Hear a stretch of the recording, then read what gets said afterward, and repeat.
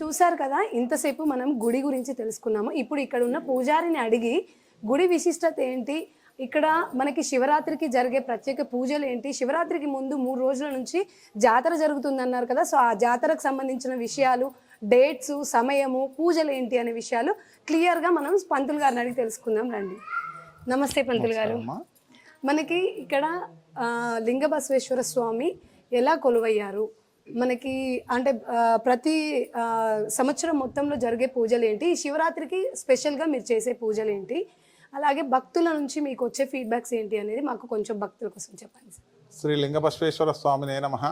నమస్తే అస్తు భగవన్ విశ్వేశ్వరాయ మహాదేవాయ త్ర్యంబకాయ త్రిపురాంతకాయ త్రికాగ్నికాలాయ కాలాగ్ని రుద్రాయ నీలకంఠాయ మృత్యుంజయాయ సర్వేశ్వరాయ సదాశివాయ శ్రీమన్ మహాదేవాయ నమః.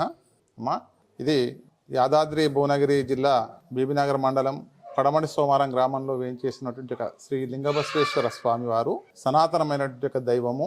భక్తుల యొక్క కోరికలు కానీ, ఎక్కువగా ఎవరికైతే శారీరకంగా మానసికంగా రుగ్మత కలిగినటువంటి ఒక వాళ్ళు ఈ దేవాలయంలో ఒక మండలం రోజులు దీక్షగా ఉన్నట్టయితే వాళ్ళ రుగ్మతలన్నీ కూడా స్వస్థత చేకూరి ఎంతో మంది భక్తులు ఇక్కడి నుంచి చాలా సంతోషంగా వెళ్ళిన వారు ఉన్నారు.